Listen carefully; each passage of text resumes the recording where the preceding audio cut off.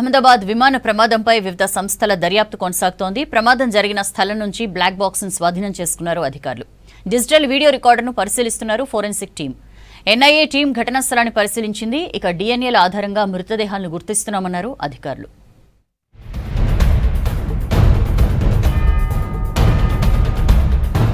అహ్మదాబాద్ విమాన ప్రమాదంపై దర్యాప్తు ముమ్మరంగా జరుగుతోంది. పౌర విమాన శాఖ టీంలతో పాటు రాష్ట్ర ప్రభుత్వానికి చెందిన అధికారులు ఘటనపై విచారణ చేస్తున్నారు. విమాన ప్రమాదం ఎలా జరిగిందో కారణాలు అన్వేషిస్తున్నారు అధికారులు. టెక్నికల్, ఎన్విరాన్మెంట్, మెకానికల్ ఫెయిల్యూర్స్, విమానంలో మంటలు రావడం వంటి అంశాలు పరిశీలిస్తున్నారు. ప్రమాద స్థలాన్ని పరిశీలించింది ఎన్ఐఏ బృందం. ప్రమాదానికి గల కారణాలపై అధికారులను అడిగి తెలుసుకుంది. దర్యాప్తు సంస్థలకు సహకరిస్తామన్నారు ఎన్ఐఏ అధికారులు.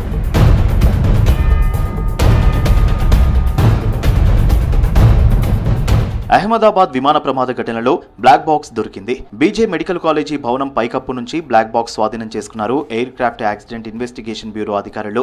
విమానంలో బ్లాక్ బాక్స్ కీలకం. ఇది ఆరెంజ్ కలర్ లో ఉంటుంది. బ్లాక్ బాక్స్ లో 2 పరికరాలు ఉంటాయి. ఒకటి ఫ్లైట్ డేటా రికార్డర్ కాగా రెండోది cockpit voice recorder. Flight data recorder విమానం ప్రయాణ సమయంలో టెక్నాలజీ పనితీరుకు సంబంధించిన డేటాను రికార్డ్ చేస్తుంది. ఫ్లైట్ ఎత్తు, వేగం, దిశ, ఇంజన్ల పనితీరు వంటి అంశాలను రికార్డ్ చేస్తుంది. మరోవైపు కాక్పిట్ వాయిస్ రికార్డర్ కాక్పిట్ లో పైలట్, కో-పైలట్ల మాటలను, ఎయిర్ ట్రాఫిక్ కంట్రోల్ తో జరిగిన సంభాషణను రికార్డ్ చేస్తుంది. బ్లాక్ బాక్స్ ను విశ్లేషిస్తే ప్రమాదానికి గల ఖచ్చితమైన కారణాలు తెలిసే అవకాశం ఉంది.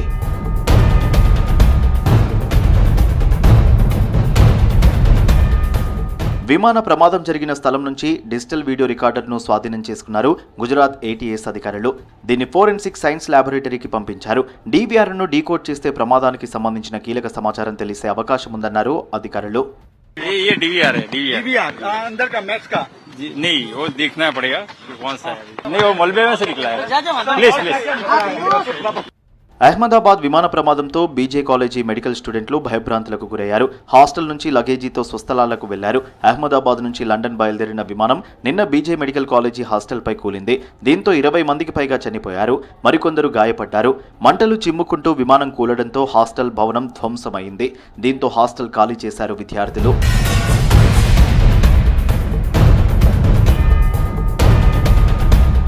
విమాన ప్రమాదం నుంచి త్రుటిలో బయటపడ్డానన్నాడు BJ medical college assistant professor Piyush. జూనియర్ను కలవడానికి వెళ్లినప్పుడు ప్రమాదం జరిగిందని చెప్పారు.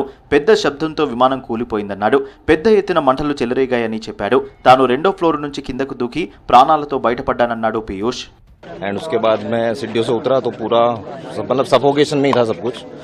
सर्वाइव करके सामने वाली बाउंड्री में कूद के गया तो उसकी वजह से मुझे स्ट्रेन हुआ. अगर 10-15 सेकंड में रुक जाता तो फिर मैं नहीं निकल पाता. सफोकेशन एस्फिक्सिया से मर जाते. बहुत सारी फैमिली मेंबर्स के साथ हुआ. जो इस साइड से पीछे की साइड से उनका हुआ है. मेरा थोड़ा आगे की साइड था तो मुझे सिर्फ ब्लास्ट वेव्स और थर्मल वेव्स और धुआं यही सब हुआ. कांच टूट गया. విమాన ప్రమాదంలో చనిపోయిన వారు పూర్తిగా కాలిపోయారు. దీంతో డెడ్ బాడీలను గుర్తించడం కష్టంగా మారింది. డెడ్ బాడీల నుంచి డిఎన్ఏ సేకరిస్తున్నారు డాక్టర్లు. డెడ్ బాడీల నుంచి సేకరించిన నమూనాలతో ప్రయాణికుల బంధువుల డిఎన్ఏలను సరిపోల్చనున్నారు. డిఎన్ఏల ఆధారంగా మృతదేహాలను వారి కుటుంబ సభ్యులు, బంధువులకు అప్పగించనున్నారు. మరోవైపు డెడ్ బాడీల కోసం అహ్మదాబాద్కు వస్తున్నారు మృతుల బంధువులు.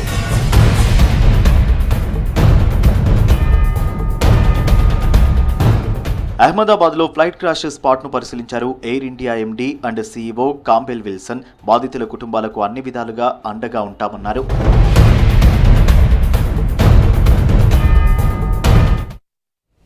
అహ్మదాబాద్ విమాన ప్రమాదంలో బాధితులకు అండగా ఉంటామన్నారు ప్రధాని మోదీ. ఘటనా స్థలికి వెళ్లి అక్కడి పరిస్థితిని పరిశీలించారు. సివిల్ హాస్పిటల్లో మృతుల కుటుంబాలను పరామర్శించారు. మరోవైపు పౌర విమానయాన శాఖలో అవినీతి అందరికీ తెలిసిందేనన్నారు విపక్ష నేతలు.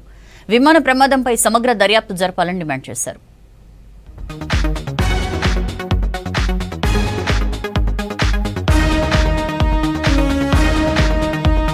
విమాన ప్రమాదంపై అహ్మదాబాద్లో కీలక రివ్యూ చేశారు ప్రధాని మోదీ. ప్రమాదం జరిగిన విధానంపై అధికారులను అడిగి తెలుసుకున్నారు. అంతకుముందు విమాన ప్రమాదంలో చనిపోయిన మృతుల కుటుంబాలను పరామర్శించారు ప్రధాని. కష్టకాలంలో అండగా ఉంటామని భరోసా ఇచ్చారు. తర్వాత సివిల్ హాస్పిటల్లో చికిత్స పొందుతున్న బాధితులను కలిశారు.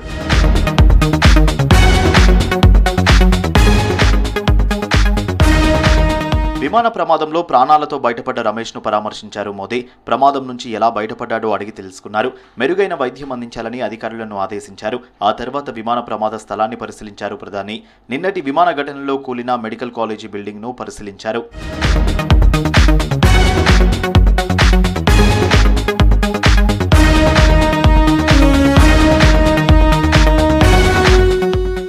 గుజరాత్ మాజీ సీఎం విజయ్ రూపానీ కుటుంబాన్ని పరామర్శించారు ప్రధాని నరేంద్ర మోదీ. రూపానీ మృతి పట్ల సంతాపం తెలిపారు. నిన్న జరిగిన విమాన ప్రమాదంలో చనిపోయిన వారిలో విజయ్ రూపానీ కూడా ఉన్నారు.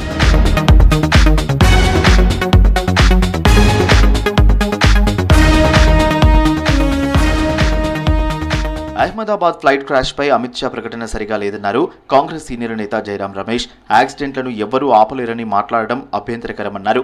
అమిత్ షా మాట్లాడిన వీడియోను కాంగ్రెస్ నేత పవన్ కేరా ట్విట్టర్లో పోస్ట్ చేయగా దానిని రీట్వీట్ చేశారు జైరాం రమేష్. దేశానికి హోమ్ మినిస్టర్గా ఉన్న వ్యక్తి ఇలాంటి ప్రకటన చేస్తారా అని ప్రశ్నించారు.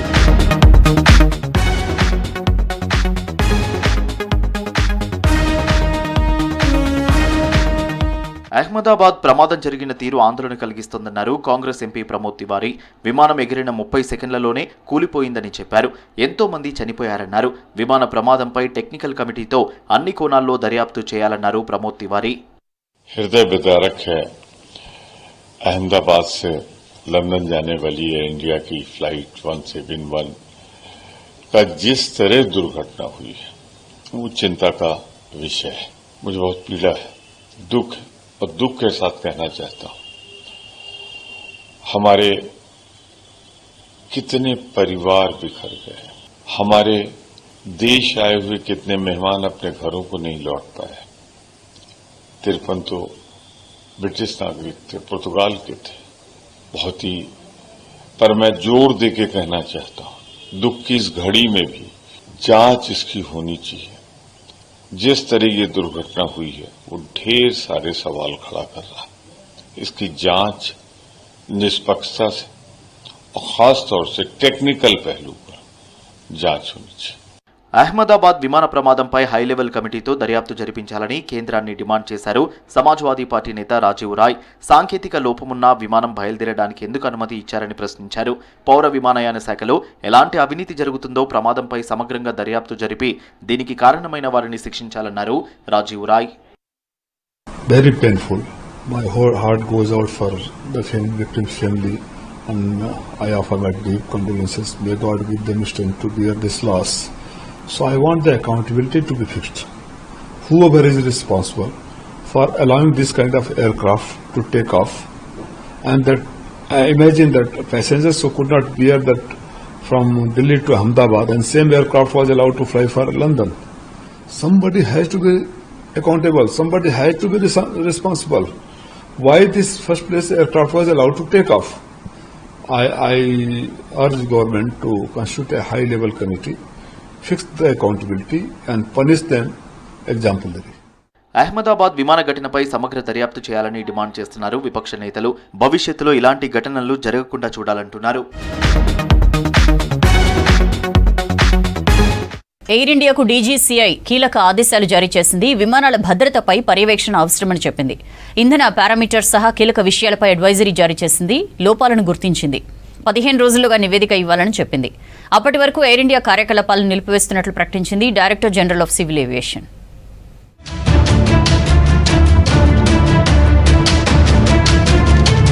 Director general of civil aviation కీలక ఆదేశాలు జారీ చేసింది. ఈ మేరకు ఎయిర్ ఇండియాకు సూచనలిస్తూ లేఖ రాసింది. జెనెక్స్ ఇంజిన్లతో కూడిన బోయింగ్ 787-8, 787-9 విమానాలపై తక్షణ అదనపు నిర్వహణ చర్యలు అవసరమని చెప్పింది. జూన్ 15 అర్ధరాత్రి నుంచి ఈ ఆదేశాలు అమల్లోకి వస్తాయని తెలిపింది.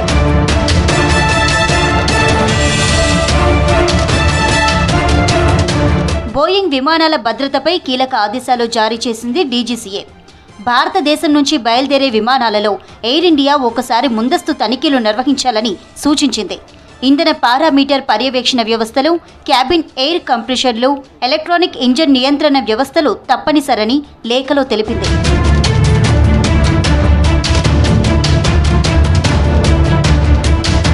ఇంజన్ ఇంధనంతో నడిచే యాక్యుయేటర్, చమురు పరీక్షలు, హైడ్రాలిక్ వ్యవస్థ సామర్థ్యం తనిఖీలు చేయాలని చెప్పింది డీజీసీఏ. టేకాఫ్ పారామీటర్లపై సమీక్షించాలని చెప్పింది. తదుపరి నోటీసులు వచ్చే వరకు ఈ తనిఖీలన్నీ జరగాలని ఆదేశించింది. 2 వారాల్లో తనిఖీలు పూర్తి చేసి నివేదిక ఇవ్వాలని తెలిపింది.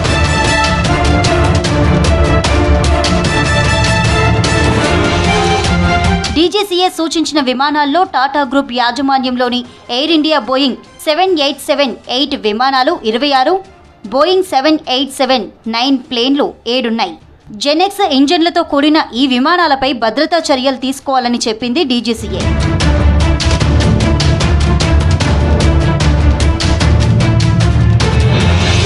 ఎయిర్ ఇండియాలో తరచూ సాంకేతిక సమస్యలు తలెత్తుతున్నాయి. చాలాసార్లు డీజీసీఏ హెచ్చరికలు చేసినా నిర్వహణపై నిర్లక్ష్యంగా ఉండడంతో అతిపెద్ద ప్రమాదం జరిగినట్టు తెలుస్తోంది. 2024లో AI-171 విమానంలో ఇదే తరహా సమస్య వస్తే ఎమర్జెన్సీగా నిలిపివేశారు. నిర్వహణ లోపాలు, విమాన భద్రతపై తరచూ విమర్శలు వచ్చినా అధికారులు నిర్లక్ష్యంగా వ్యవహరించినట్లు తెలుస్తోంది. ప్రభుత్వ పాఠశాలలో విద్యా ప్రమాణాలను పెంచడమే తమ లక్ష్యమని ముఖ్యమంత్రి రేవంత్ రెడ్డి అన్నారు. ప్రతి విద్యార్థికి నాణ్యమైన విద్య అందాలని, ఇందుకు అవసరమైన మౌలిక వసతులు, ఉపాధ్యాయులకు శిక్షణ, ఇతర సదుపాయాల కల్పనకు ఎంత వ్యయమైనా వెనుకాడేది లేదని స్పష్టం చేశారు. రాష్ట్రంలో 20 మంది కన్నా ఎక్కువ పిల్లలున్న గ్రామీణ, పట్టణ ప్రాంతాల్లో ఈ ఏడాది కొత్తగా 571 పాఠశాలలు ప్రారంభిస్తున్నామని సీఎం వెల్లడించారు. పాఠశాలలు పునః ప్రారంభమైన నేపథ్యంలో విద్యాశాఖ అధికారులతో ముఖ్యమంత్రి సమీక్ష నిర్వహించారు. ప్రభుత్వ పాఠశాలల్లో చేరిన ప్రతి విద్యార్థికి నాణ్యమైన విద్య అందేలా వ్యవస్థను తీర్చిదిద్దాలని సీఎం ఆదేశించారు. ఈ క్రమంలో బోధనా ప్రమాణాల పెంపుకు తీసుకోవాల్సిన చర్యలను అధికారులకు సూచించారు. విద్యార్థులకు భాషా పరిజ్ఞానంతో పాటు నైపుణ్యాల పెంపుకు వీలుగా విద్యా వ్యవస్థను మార్పు చేయాలని సీఎం సూచించారు. హైస్కూల్ స్థాయి నుంచే విద్యార్థులకు నైపుణ్య అభివృద్ధి కల్పిస్తే భవిష్యత్తులో వారు తమకు ఇష్టమైన రంగంలో రాణించే అవకాశం ఉంటుందని సీఎం అభిప్రాయపడ్డారు. ఎస్సీ, ఎస్టీ, బీసీ, మైనార్టీ ఇలా వివిధ విభాగాల కింద ఇంటర్మీడియట్ వరకు ఉన్న విద్యా సంస్థలను హేతుబద్ధీకరించి ప్రతి పాఠశాలలో నిర్దిష్ట సంఖ్యలో విద్యార్థులు ఉండేలా చూడాలని సీఎం రేవంత్ రెడ్డి ఆదేశించారు.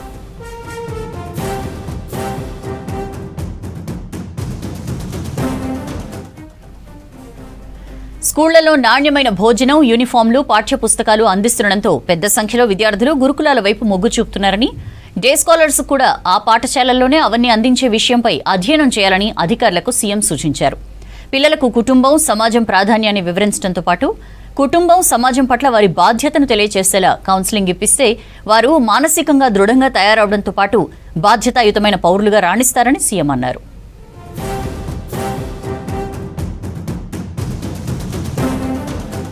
మరో 4 రోజులు రెయిన్ అలర్ట్ జారీ చేసింది వాతావరణ శాఖ. పలు జిల్లాల్లో ఉరుములు, మెరుపులతో కూడిన వర్షాలు పడే అవకాశం ఉందన్నారు వెదర్ ఆఫీసర్స్. వరంగల్, మెదక్ జిల్లాల్లో 2 చోట్ల పిడుగులు పడ్డాయి. ఒకరు ప్రాణాలు కోల్పోయారు. మధ్యాహ్నం తర్వాత గ్రేటర్ హైదరాబాద్ సహా పలు జిల్లాల్లో వర్షం పడింది. లోతట్టు ప్రాంతాలు జలమయమయ్యాయి. రాష్ట్రంలో 4 రోజులు విస్తారంగా వర్షాలు కురిసే ఛాన్స్ ఉన్నట్లు తెలిపింది హైదరాబాద్ వాతావరణ శాఖ. ఇవాళ, రేపు, ఎల్లుండి ఉమ్మడి నల్గొండ, సంగారెడ్డి, మహబూబ్ నగర్, నిజామాబాద్, వరంగల్, ఖమ్మం జిల్లాల్లో తేలికపాటి నుంచి మోస్తరు వర్షాలు పడే అవకాశం ఉందన్నారు వాతావరణ శాఖ అధికారులు. పలు జిల్లాల్లో ఈదురుగాళ్లతో కూడిన వర్షాలు పడతాయన్నారు. గంటకు 40 నుంచి 50 కిలోమీటర్ల వేగంతో గాలులు వీచే ఛాన్స్ ఉన్నట్లు తెలిపారు. 16న పలు జిల్లాల్లో తేలికపాటి నుంచి మోస్తరు వర్షాలు పడే అవకాశం ఉందన్నారు. కామారెడ్డి, వికారాబాదు ప్లస్ ఉమ్మడి మహబూబ్ నగర్ జిల్లా, అలాగే నిజామాబాదు, ఇలా పశ్చిమాన ఉన్న జిల్లాల్లో 5-6 జిల్లాల్లో హెవీ రెయిన్ఫాల్ రికార్డ్ అయ్యే అవకాశం ఉంది. అయితే రాష్ట్రంలోని మిగిలిన అన్ని జిల్లాల్లో కూడా విస్తృతంగా వర్షాలు పడే అవకాశం అయితే ఉంది. అందుకే రాష్ట్రంలోని అన్ని జిల్లాల్లోనూ కూడా వర్షపాతం ఉన్నా లేకపోయినా 40 నుంచి 50 కిలోమీటర్ల వేగంతో అన్ని జిల్లాల్లోనూ ఈదురుగాలు వేస్తాయని మనం గత 3 రోజుల నుంచి కూడా వార్నింగ్ ఇస్తున్నాము. హైదరాబాద్లో మధ్యాహ్నం తర్వాత వాతావరణం పూర్తిగా మారిపోయింది. చాలా ప్రాంతాల్లో తేలికపాటి వర్షం పడింది.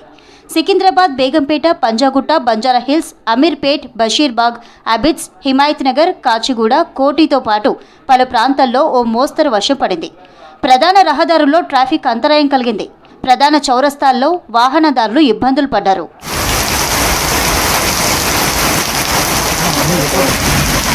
ఉమ్మడి మెదక్ జిల్లాలో వర్షం దంచుకొట్టింది. లోతట్టు ప్రాంతాలు జలమయమయ్యాయి.